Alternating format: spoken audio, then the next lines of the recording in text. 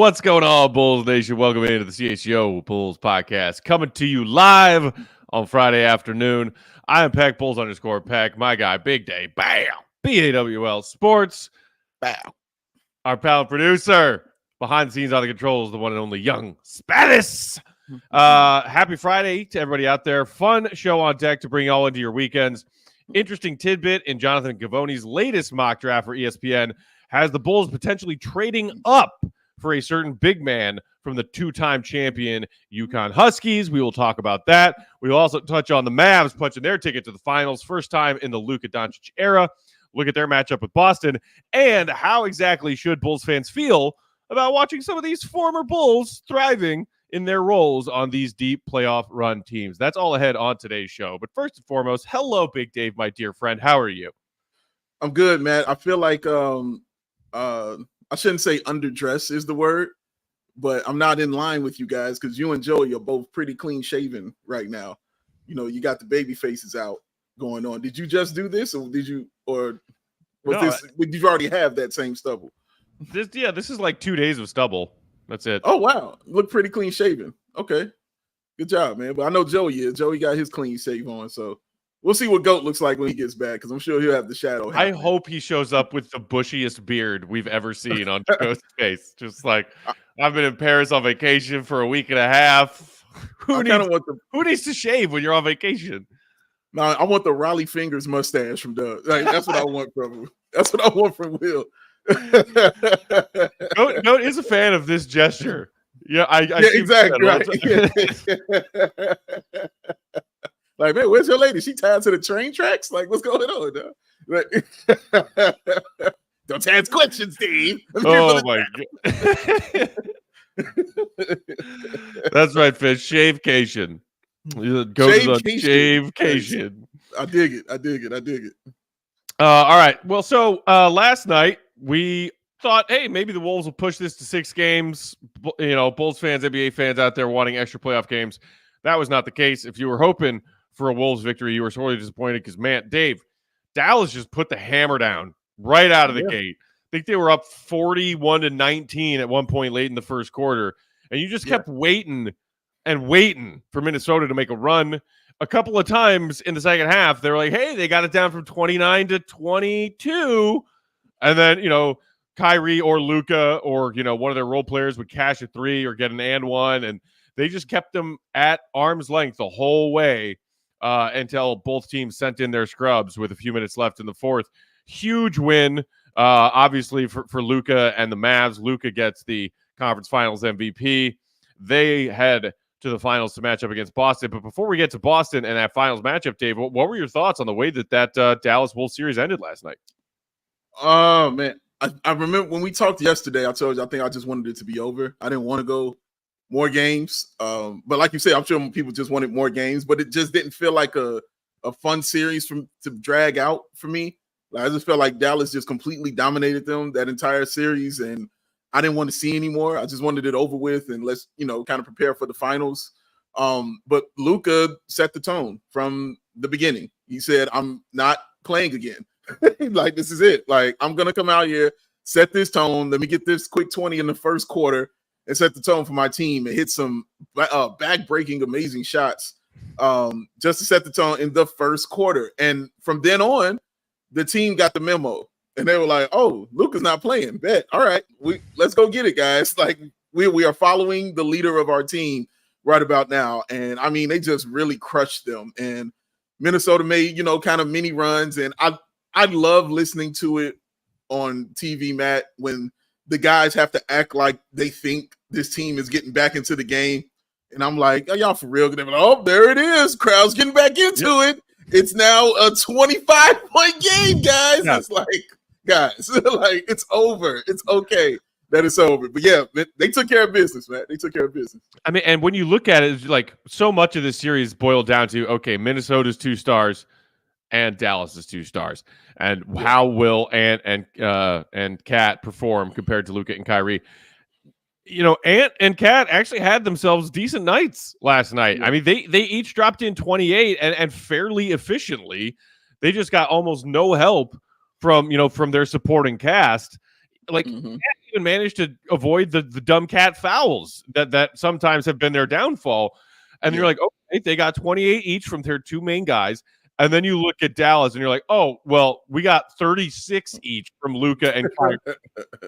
And as a team, Dallas got 55% from the field.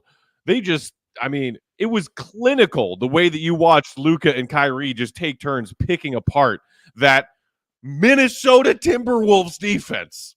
Yeah. Coming into this series, I wish I could show you the text messages I was having with a friend of mine who coaches. Because that's literally what I told him was, dude, in this series, nobody can stop Kyrie and nobody can stop Luka. And on the other side, Anthony Edwards has been almost unstoppable. And I don't think they have anything for Karl Anthony Towns. I was like, but in the end, the greater stars are going to win out. And I just thought that's what was going to be the case. Like the greater stars were going to be great. So, and that's what you saw, like just greatness kind of take over. And Anthony Edwards finding out about greatness. You know what I mean? Like kind of figuring his greatness out. Because there were certain times on the floor, I thought he kind of pouted. You know what I mean? Like just kind of like, kind of upset. Like, and that's fine because he's young, bro. This is his first time here. They weren't expecting Minnesota to be this far, honestly. And so I'm not even mad. Like I think they're on the right path, and they'll be right back in this position again next year, battling for a Western Conference championship.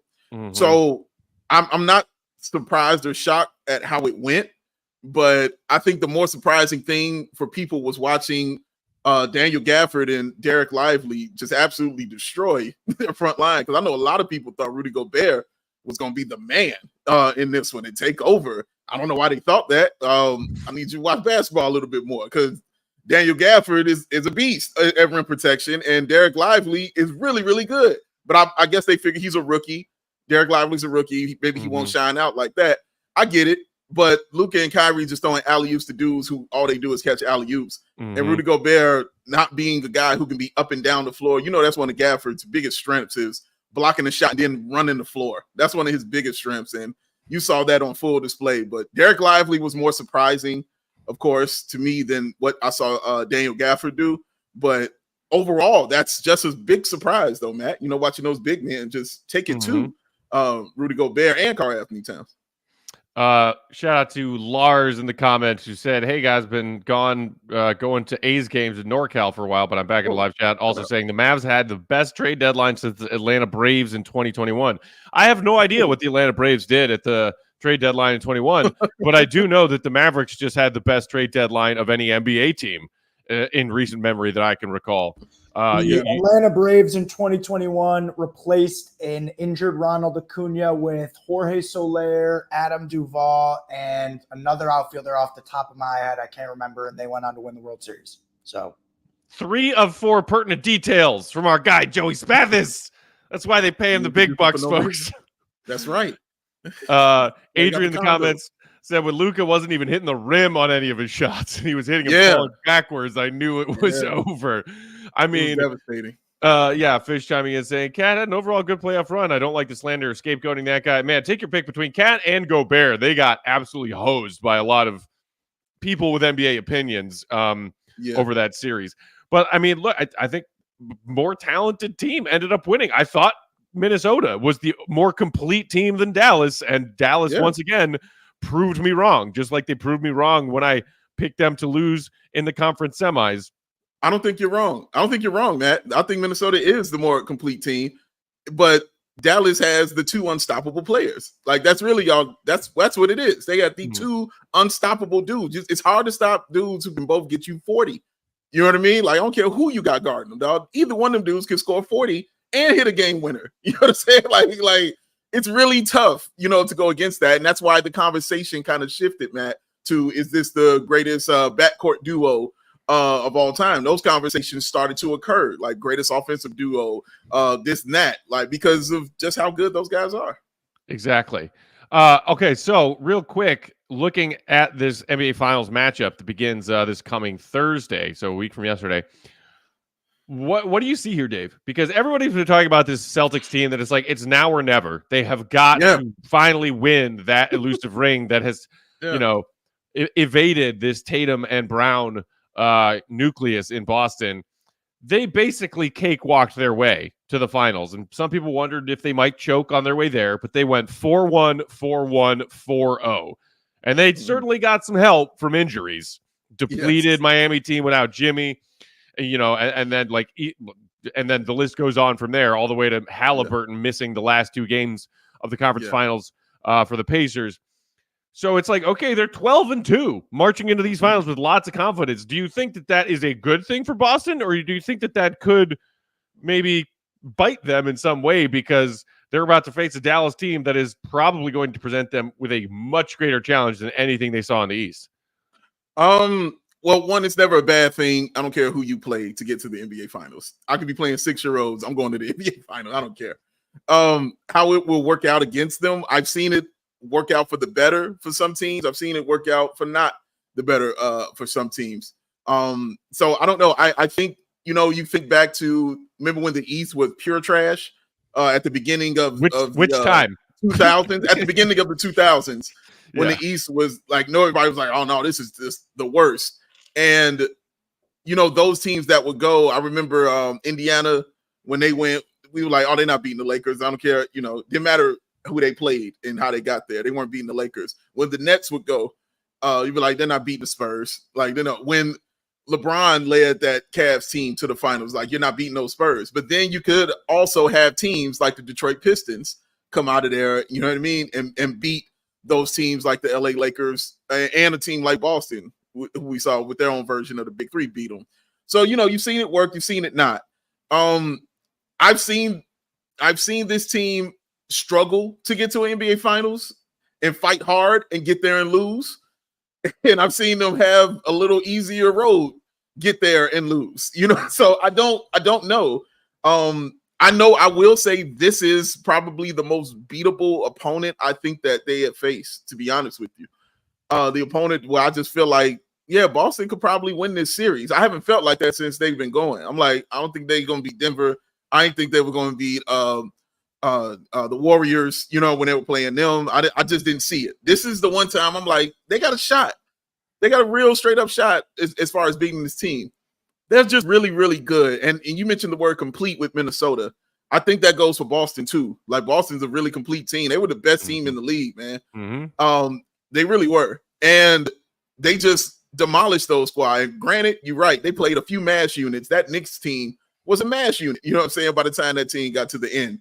So, but they beat them. You got to beat who's in front of you to get to the next level, because we would have been much harder on them if they hadn't whooped the crap out of those teams, Matt. Mm-hmm. If they had went like 6 or 7 games, like we kind of expected them to do regardless, I thought the Cavs would push him to at least 6, but no. Yeah. So it I don't know. I've seen them do it both ways, but I will because I'm sticking with what I've been doing, which is picking the team opposite of whoever the Mavs are playing, because I am secretly rooting for the Mavs. So I'm going to keep doing that, and I'm going to pick Boston to win in 6. But I am secretly rooting for the Mavs, and I'm not going to even give I haven't given no Mavs takes after I made these picks, so I'm not going to give them now. But I'm secretly rooting for the Mavs, I'm going to say, for my man John Sabine. And also shout out Jason Kidd, man, because he beat some elite ass coaches. That one coach of the year, and then one in Ty Lue, and then one in Minnesota. He beat 2 coaches in Minnesota because my man hurt his knee, and then he had to go against the assistant coach as well. So shout out to him as well, man, because he really beat some elite ass coaches, and just was whooping them. So did a great job. Shout out to Dallas. I'm excited to watch this, man. Woo Shocks pointing out in the comments, if Porzingis can't stay on the floor, Gafford and Lively will run that. And Demond Ice with similar thoughts, saying the Mavs front court too athletic for big Al Horford. That is something very, very fascinating about this upcoming matchup, because they were talking about when Kristaps would come back in that conference final series, and it turned out they swept and didn't need him. So how much will Kristaps play if he does, and if so, what will he look like, and will he be able to contain this like Dallas Lob City that they've got going on with Lively and Gafford and Derrick Jones Jr. And let me ask you, Matt, like, how do you think that'll be? Because we haven't seen that Dallas front court have to deal with a front court like the Celtics that can shoot, that can like spread the floor. Correct. So how do you look at that? Going in with even with two guys as athletic as Gafford and Lively. Towns has some of that, and his shooting was all over the place in this playoff run for Minnesota. He was knocking them down some nights, and he was just throwing up bricks some nights. But that will be definitely a challenge for this Dallas defense that has been, to their credit, getting a lot of well-deserved praise for the way that they played. And Dallas's defense is why they are finals bound. We always know that Dallas can score points with Luka leading the way. Their defense, was smothering at times in that series against Minnesota. I think it will be not just the fact that, Boston, assuming Kristaps can play, have multiple bigs who can space the floor like that, but they are just such a high-volume three-point shooting team in general. Boston launches a zillion threes every night. How will Dallas and their defense being stretched handle that? Because I think that is a challenge they haven't quite faced yet on this difficult path through the West. I'm gonna, I've picked against Dallas the last two series, and for our pal Sabine, I'm gonna keep that rolling, assuming that the opposite will happen. So I'll say Celtics in 7, but I would love it if it was Dallas in 7 beating Boston on their home floor. Yeah. God, that would make me happy. Oh, that would be something. Screw the Celtics, all now and always. All right, let's take our first break there. We'll come back. We'll briefly touch on these former Bulls legends that are NBA Finals bound and how we should feel about that. And then we will get to the headline of the day, Donovan Clingan, and if the Bulls are one of many teams maybe looking to trade up to get the big man from UConn. While we share these words from our friends and sponsors, you know what to do, Bulls Nation. Hit that like button if you're hanging out with us on YouTube. We appreciate it. It helps us out a lot. It's going to take you half a second. Do it for Troll Joe. Make sure you also subscribe to that CHGO Sports YouTube channel. Today's show brought to you by our friends at Prize Picks. We've got a few days to wait before Game 1 of the NBA Finals, but while we are waiting, start thinking about who you think is going to have themselves a big Game 1 so you are ready to make your picks with Prize Picks, America's #1 fantasy sports app with more than 5 million members. It is the most fun and exciting way to get in on the action while you're watching your favorite sports, your favorite players. All you have to do is pick more than or less than on stat projections for 2 to 6 different players in the game that you are jazzed to watch. And we all know, for us Hoops Junkies, that is the one and only NBA Finals right around the corner. To win up to 100 times your cash. With Prize Picks, you can turn $10 into $1,000 in a single game of action watching that NBA Finals game. You can make a Prize Picks lineup in as little as 60 seconds. It really is that easy. Just pick more than or less than on 2 to 6 player stat projections. You can do it with points. You can do it with rebounds, assists, whatever you want to do, whichever player you feel is going to have a good game. Or if you feel like, I think Tatum's going to come out quiet in Game 1. You could take choosing less than on some of Tatum's stuff. I think I'm taking Tatum. I think I'm taking Tatum. Download that Prize Picks app today. Use promo code CHGO for a first-time deposit match up to $100. That's promo code CHGO for a first-time deposit match up to $100. Smackaroos. Prize Picks. Pick more, pick less. It's that easy. So even though Joey is baby-faced out here, he is still over 21, which means just like him, if you're over 21, you can get on down to Sunny Side Cannabis Dispensary and enjoy your weekend even more. It is your home for judgment-free cannabis shopping, a place where all kinds of visitors are welcome to explore, discover, and purchase a wide array of high-quality hydroponics throughout the city. Look at him. He's got the bag. Just look at him, y'all. That's his proof. Forget looking at his ID. The fact that he has that bag means he's over 21, ladies and gentlemen. You need an ID right there. That's your ID. Have himself a great weekend. Oh, an amazing one. And we'll tell you how he's going to do it, because Sunnyside has everything you need to elevate your weekend and your summer. It's a one-stop shop for all your cannabis needs. Sunnyside has an expertly curated menu with over 100 strains to choose from, plus easy online ordering and in-store pickup. Sunnyside is Illinois' favorite dispensary, with locations in Wrigleyville and River North, all the way out to the suburbs in Champaign, South Beloit, and much, much more. you can head to sunnyside.shop and use that code HICHGO at checkout and get 35% off your favorite brands like Cresco, Good News, and more, just to elevate your summer and elevate your first purchase, because it's Sunnyside Cannabis Dispensary, right buys every day. Only 21 and over or Illinois Met card holders. Shout out to our guy Fish in the comments who said, I used the code. It was real and it was spectacular. Yeah, that's a great feeling, man. When you use it and you see it come off. All these promo codes we throw at you guys for our various sponsors, they are real. They are legit. And they will work. Save you some money. And you will save awesome dollars on all of these wonderful products and services. Yes, absolutely, man. Enjoy the weekend, y'all. Save the money. Enjoy. All right, so real quick before we get to the Donovan Clingan stuff, we have some former Bulls that are finals bound. Obviously, Daniel Gafford and Derek Jones Jr. Thriving as starters in this Mavericks lineup that took care of the Wolves last night in Game 5. And then, of course, who can forget Luke Cornets over there playing a legitimate, reserve role, especially in spots and especially without Kristaps for this recent stretch. They have called upon him to play like real minutes, not just Cornet mop up, do this in the fourth quarter minutes, but like real minutes. And the question is, how should Bulls fans feel about it? How do Bulls fans feel about it? Because I have seen a lot, I'm sure you have too, Dave, Bulls fans saying, XYZ player, former Bull, look how they're thriving in their new environment with their new team. And is it the Bulls organizationally a failure that these players are somewhere else and thriving? If these same players were here, would the Bulls be a better team than the one we just watched? Like, hey, what if we had Gafford and Lauri Markkanen and this player and that player? Would we be at least like a conference semis kind of team? I think some of that is misguided. I think it is mostly about organizational competence and roster construction. The reason that especially Gafford and DJJ are thriving right now is because they, in Gafford's position, are playing pick and roll, lob action stuff with one of the best setup men in the NBA. And I'm not talking right now. I'm talking like NBA history, one of the best setup men in the NBA.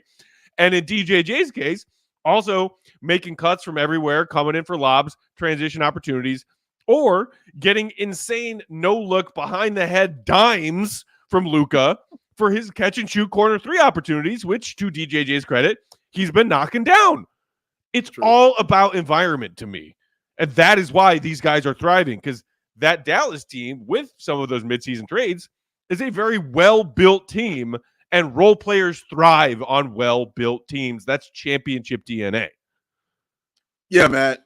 Hindsight tastes very, very sweet when people speak on it. And remembering, altering history a little bit is always fun, for some people. So, but I'm a history person. I remember shit when it comes to that and what the Bulls were and those players. Now, I'm not going to say I'm totally in disagreement with those people, but I'm more so in agreement with you on this. Because, some of those players, I'm sure you were like, you wanted to see them be here because you knew kind of what they would be, and you kind of had an idea of how good they were. They just weren't getting opportunity, and they just, as Matt's saying, weren't in the right environment.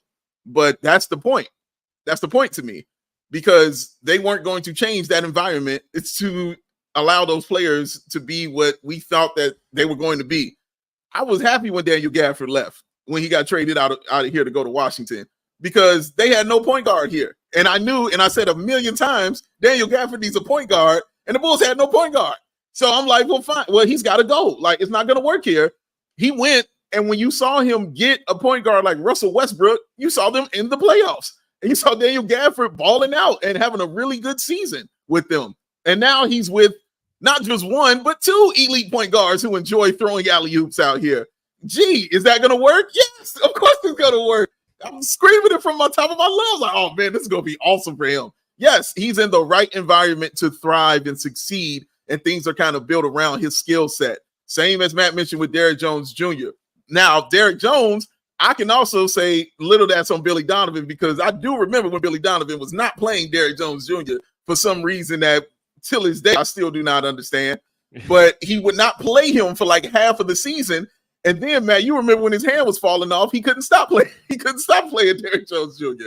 And so, yeah, part of that I put on Billy, and I shouldn't say just Billy, but just being here with the Bulls. You know what I mean? And then he took a pay cut to say, I'm going somewhere else. And hey, he ends up in the NBA Finals. And yes, he is thriving. And then for everything you just mentioned, Matt, those kickouts, we already knew he could hit that corner three like that. And he's just really thriving, having a great time. Luke Cornett, okay, great. You know what I mean? Luke Cornett's playing wonderful. Great. You know our guy flip side of the comments said, what? That's all that ever needs to be said when Luke Cornett is brought up. Right. Exactly. You know what I'm saying? Like, bravo. You know what I'm saying? To my man doing this thing out there. But yeah, man, he's cool. He's having a good time. But those other guys and several other that I think of in my head, Matt, I just would think of how things just weren't built around them. The Bulls were going in a whole different kind of direction away from the skill sets that those guys had. And if that's going to be the case, well, you're not going to see them thrive. As soon as they got the places that wanted to build around them and what they can do best, well, what do you know? Those guys look good and they were doing their thing. So it's not really surprising to me. Shout out to Anthony Capriati with a super chat saying it can't be understated just how terrible those name redacted teams were. Connor saying Bulls need to find a way to unlock that alley-oop. I hear it's a pretty efficient shot. I've been told. Derek Ant saying I will never understand why Billy couldn't find a role for DJJ. Fish saying I remember DJJ being in Billy's doghouse for no known reason. Yeah. Maddie Legend just saying hindsight is ass when it comes to this retrospective of former Bulls thriving with these other teams. Many in the comments pointing out like, hey, DJJ and Gafford are thriving because they're playing with not just one legitimate point guard, but two, Luka and Kyrie. Come on, man. Like, you're going to thrive. And knocking them down. Just setting them up and knocking them down. So, like, look, good for them. I will be happy for them. Like, at least one former Bull is about to get a ring in a couple of weeks. That's true. That's very true. Yay. And here we all are talking about whether or not the Bulls are going to trade up in a draft to get a center because we need someone to replace Vooch when he's gone in 2 years. Wait, does it sting? So that's the question. What does it sting a little bit for you, Matt, watching these old players do this? No, I don't think so. It doesn't sting to me. It's just like the same beat over the head frustration.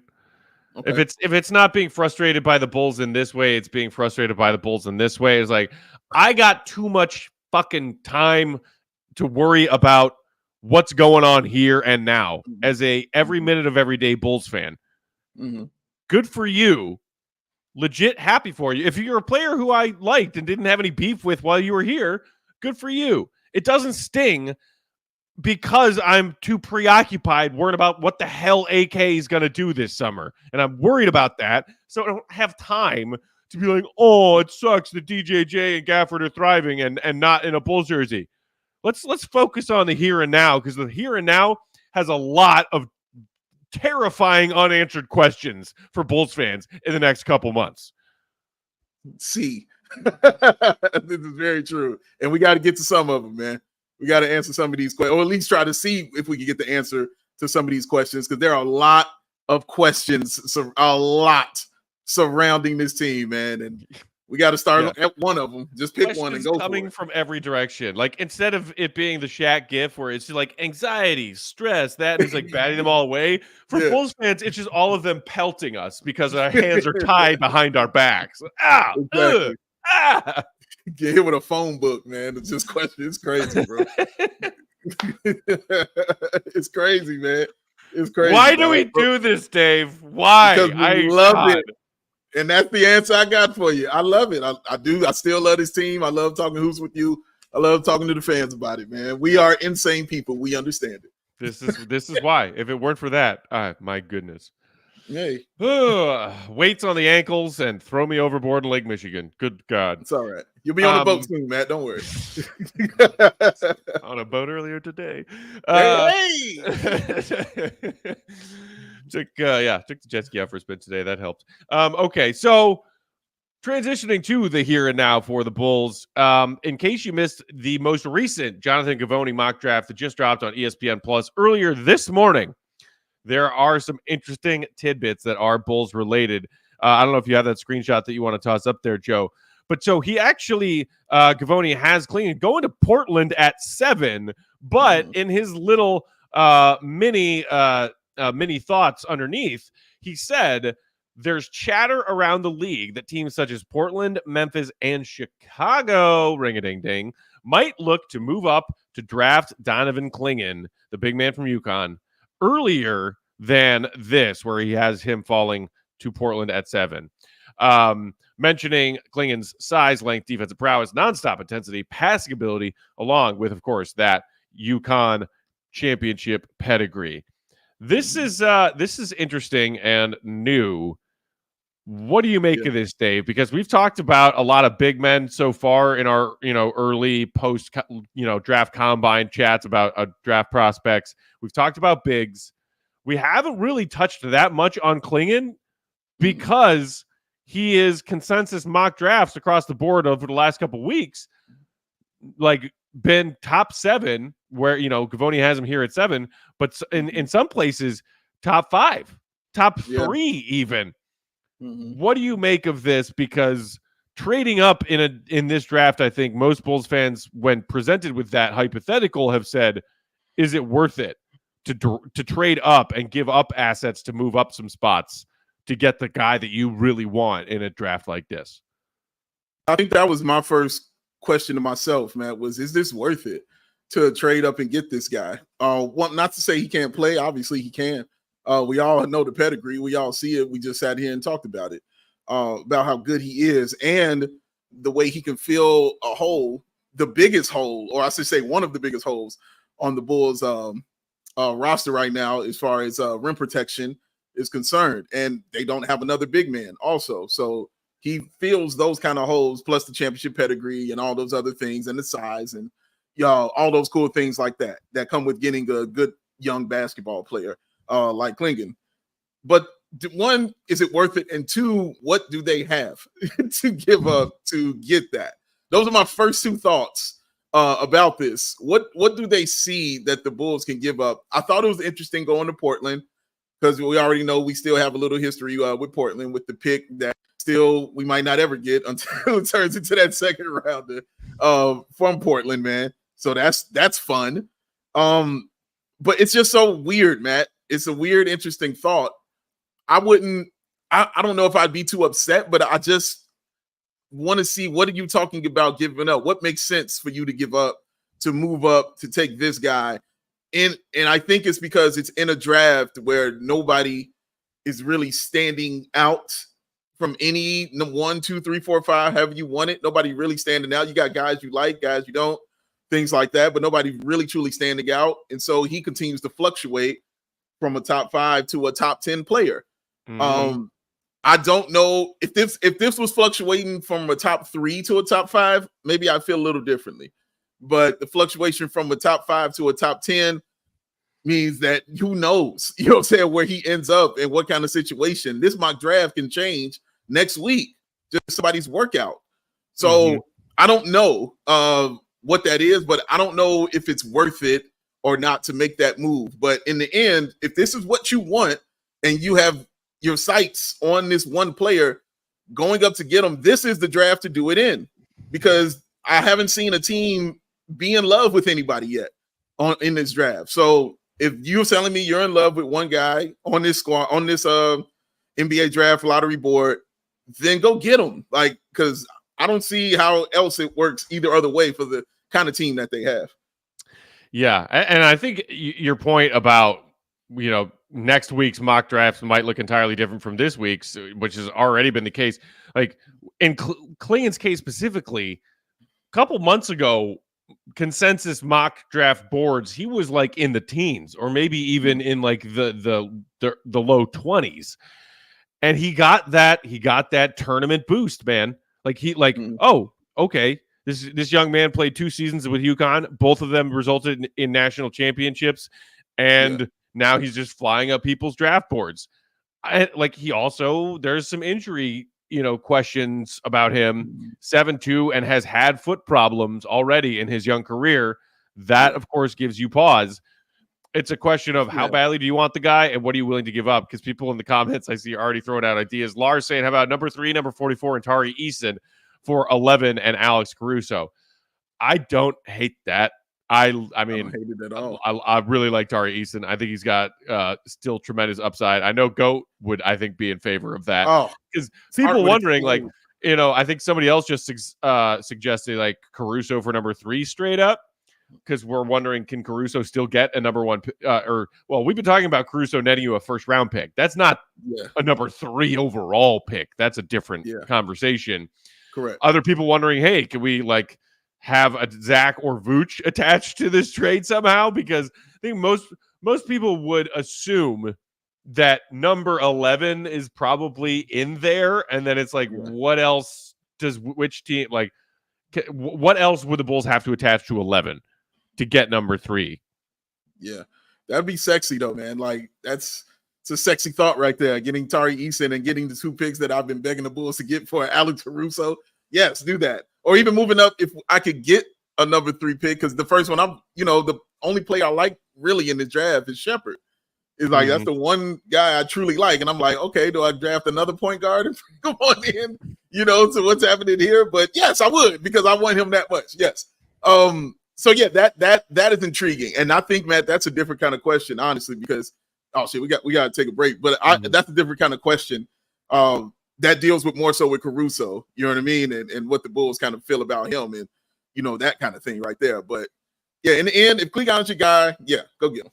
Yeah. All right. Let's take our second break. On the other side, we can continue talking about some of these trade hypotheticals for the Bulls trading up to get Clingan. Also, a little bit more. I've got a few more thoughts on his game, what I like, what I don't like. And so we will get to that on the other side of this break. If you didn't do the thumb, hit that like button now. Now's your chance. Do it for Troll Joe. Do it for George Sr. Do it for everybody in your life who you just want a sense of positivity to. Big Dave, who is next? Well, I'll ask you the question, Matt Peck. What time is it?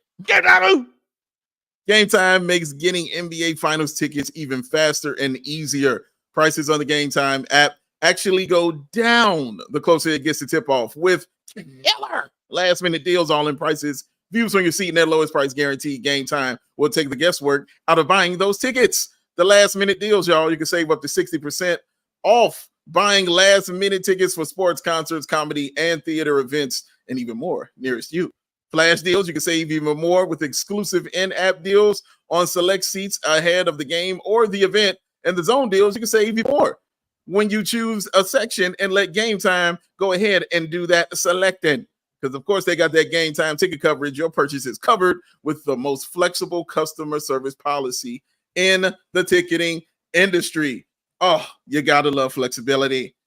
So take that guesswork out of buying those NBA tickets with Game Time. You want to go to the finals? Download that app, get Game Time, create an account, and sing the song when you use the code CHGO. Get yourself $20 off your first purchase. Terms apply. That's CHGO. Get yourself $20 off your first purchase. Terms apply. Download Game Time today. Last minute tickets, lowest price guaranteed.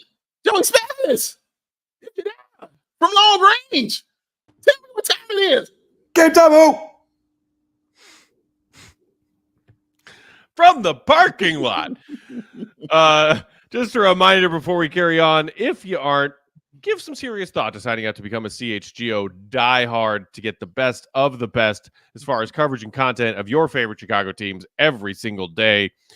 Some of that behind the diehard paywall content from all of our credentialed journalists and reporters. If you want the best of the best from Adam Hogan, our Bears coverage, if you want access to, as we are talking about this 24 NBA draft class on today's show, access to the GOATs draft consensus mock draft database, all the info on each and every one of these 24 draft class prospects. That GOAT incredible encyclopedia is for diehards only. Of course, you also get incredible value when you shop at the CHGO merch locker. Grab yourself one of these new Friday 120 Club shirts. Shout out to our crew holding it down in the bleachers at Wrigley today. Sorry I couldn't be there, but it looked like they were having some fun.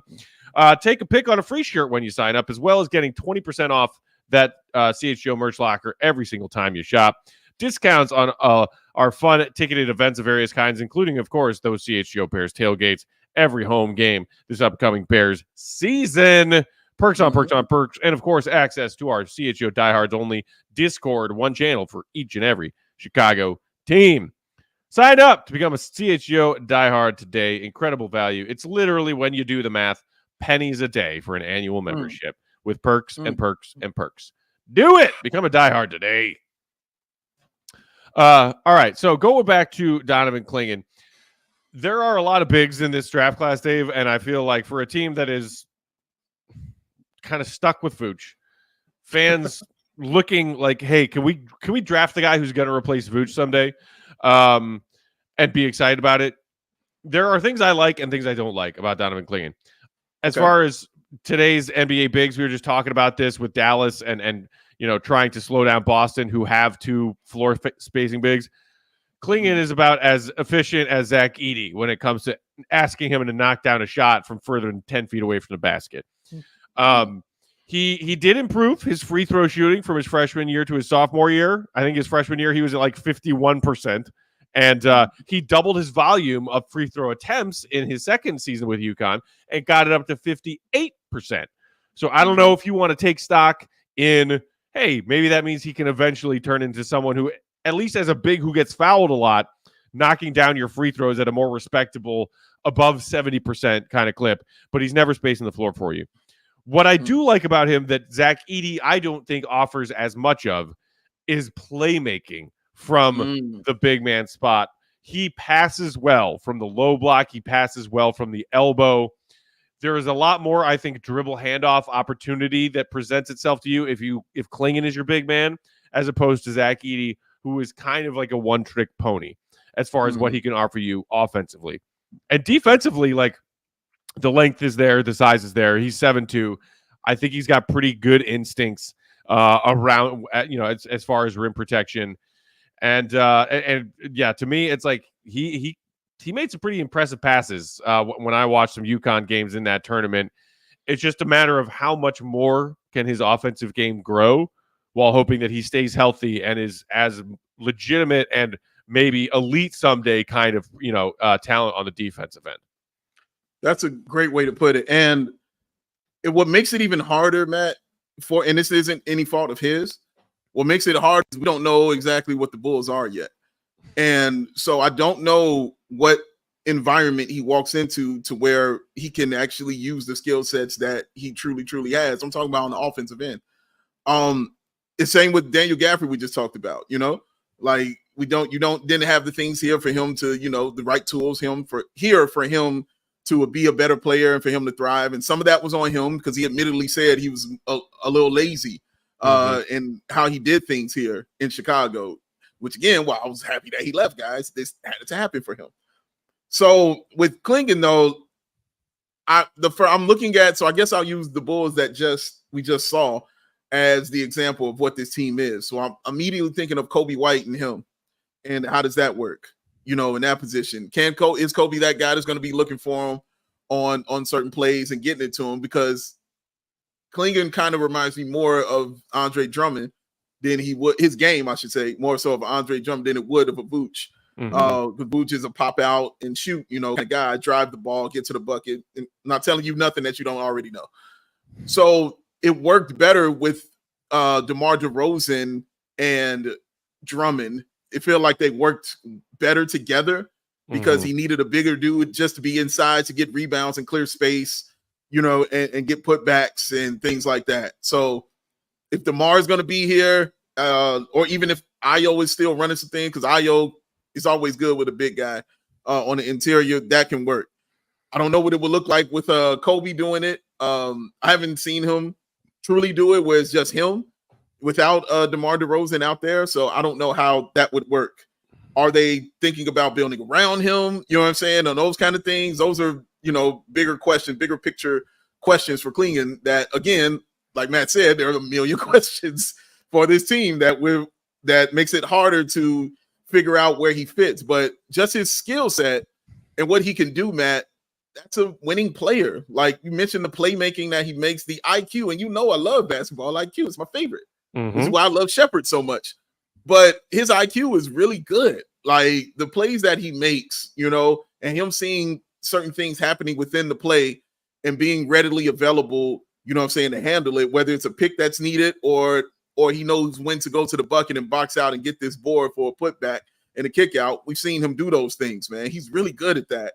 I watched him dominate Illinois. Like that's still in my head of what he did to Illinois. I mean, he absolutely took them to task in the March Madness tournament, man. So he's got talent, he's got skill, which is why he's being talked about as a top 10 guy. I just don't know what the Bulls are going to do yet. That picture kind of has to be more clear for me to be like, oh yeah, this is a perfect thing. Because if I'm just looking at his skill set, yeah, bring him in off the bench, let him play, get some rebounds, let him set some picks, let him be Drummond and learned. You know what I'm saying? But I feel like it's more than that to him. He's a little more skilled than that. And like you just said, will they have time for that offensive game to develop and grow in this system? Yeah. I mean, even if he can just learn to knock down sort of like the Vooch, elbows mid-range jumper that some of the bigs who aren't going to stretch it out all the way to the 3-point line can do, it's still just another option for you offensively on certain half-court sets. But I mean, in the exact same way that it's not happening with Edey, it's not happening with Clingan. I mean, I would be shocked. I guess he could do the Horford or Brook Lopez thing where it's in the back third of his career, he decides, I'm going to learn how to shoot three. He took 8 total 3-point attempts in 35 games his sophomore year. Anthony in the comments saying, I like the Clingan comes from that winning program with an established coach, injury history, and he was on a minutes restriction because of the injury and the pace of play that UConn ran with. That is the other thing. And it's why, and shout out to our buddy Corey from No Ceilings, who we had on to talk about various prospects a couple weeks ago. I was listening to his breakdown of Clingan earlier today, and he and his co-host were talking about the fact that he averaged 13 minutes a game his freshman year. He averaged 22 minutes a game his sophomore year. He played 39 and then 35 games respectively in those seasons, but how would his body hold up if he was asked to be the starting center for an NBA team? Whose goal was to hey, can you play 30 minutes a night? Can you stay healthy and play 30 to 32 minutes a night? Which, for all of the knocks that Bulls fans have deservedly thrown on Nikola Vucevic over the last few years, you know what? He has been healthy and available. As far as big men go, we're talking about Kristaps and whether or not he can play. Joel Embiid goes down. Sixers, gone. Big men especially. And it sucks that that's the case, historically speaking, but it is. Yeah. Injury concerns is always a big one. And he's 20 years old and has tons of NBA years ahead of him. But also on the flip side of that coin, he's 20 years old and has also been dealing with foot injuries as a 7'2" center. It does concern you. But when he's out there, he plays like a guy who has that much size. One of the other things that I do really like about his game, and something that similarly, coincidentally, Vooch probably doesn't get as much credit for as he should. Solid screener. Clingan sets screens hard. He sets screens efficiently. He knows where to be to set screens, to set up his guards in a way that it can go overlooked sometimes. But a play working or not working, sometimes you can trace back to did your big set a good screen to initiate this action? Whichever way your guard's going, whether it's a DHO, a pick and roll, whatever it is, he sets really good screens, and I do like that. Yeah. No, that's very, very true, man. And another thing about him is he rarely gets in foul trouble. If you watch it, man, when he's playing defense and guys are attacking him, he knows how to use his body in a way where he's not coming down on the player. He can go straight up vertical and still use his size and his strength to alter your shot and not foul you, which is a super skill for a big man who is a defensive player, because usually let me speak for myself. When I think of big men who play defense, I think foul trouble. That's what comes in my head. So, but he's not one of those guys that are like that. He definitely kind of stays out of that. And you just mentioned him on the picks, man. His pick and roll, the smoothness on it, even when they want to play drop coverage on him, like he's ready for all those kind of things, man. So I think he is NBA ready on the defensive end, which is great for a rookie because that's one way to get you on the floor. Again, Ayo Dosunmu is the best example of that. It's one way to get you on the floor and then work on your offensive game. Again, Ayo Dosunmu is a great example of that. So those things can happen, Matt. Of course, he can learn, to shoot. That can happen. I'm not going to put that past a 20-year-old with a high IQ. He could definitely learn, to get that in his game. But as of right now, you bring up the biggest question, which is the health. Because not only was Vooch always available, Drummond was always pretty much available for this team as well. So because when Vooch sat out those few games, Drummond was right there getting you 20 rebounds. So yeah, that's how it goes. Like, look at the line IMG saying what I just said, like, you don't have to sell me on this guy. My line destroyed my like, yeah, I know. We all watched it, man. It was something to behold what he did to that team, dog. It was something to watch. But translating it into the NBA, the minutes restriction, I think he'll already be on, man, because he'll be coming off the bench, with Vooch. And Vooch obviously will be playing more of those minutes. But again, Vooch is getting older as well. 82 that first time, I think 77 Vooch played this season, if I'm not mistaken, missing the injuries. He looked a little more tired out there, and that's just going to continue to happen for him because that's just what happens to a big man like that. So he's going to need some of that youthful energy in there, and he's going to have to be on the floor and be healthy.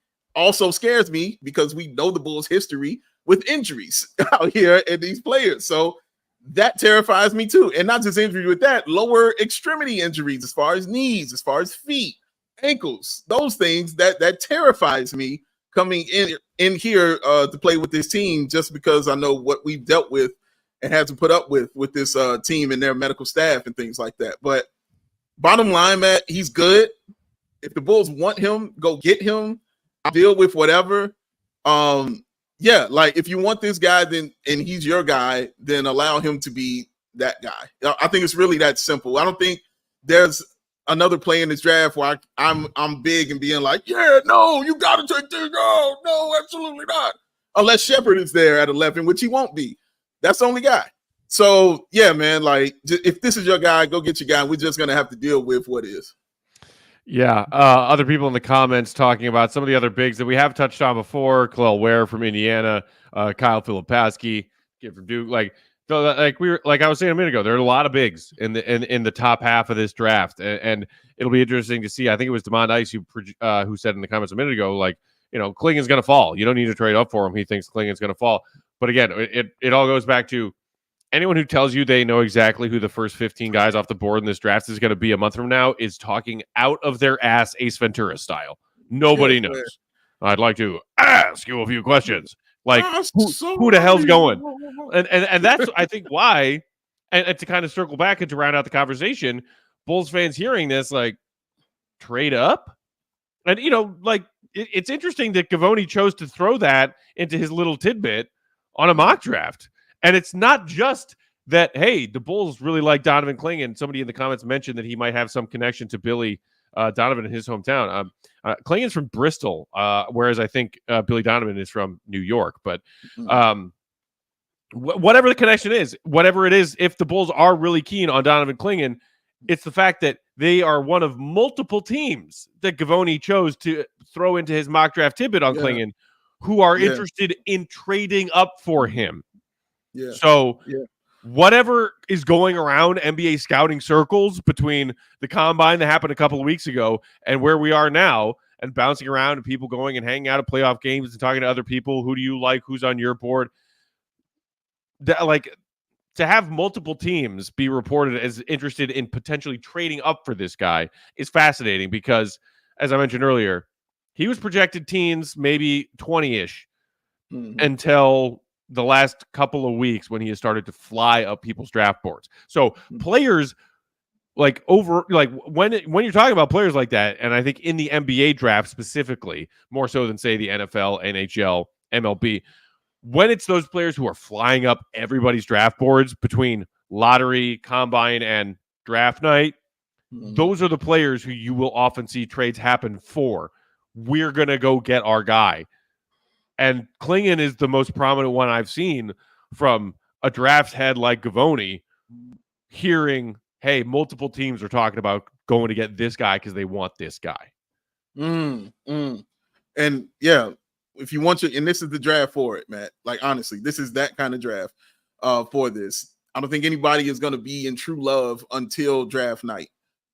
And I think when draft night comes, you'll find out what teams are really in love. I think it's going to be a lot of likes too, as well. Like, from one, it might be a lot of, we don't know. Atlanta still might end up trading it. Like, honestly, there's so many options and so many things that can happen in this draft, which again makes it so interesting. And just keying in on a guy in this draft, you have to love him.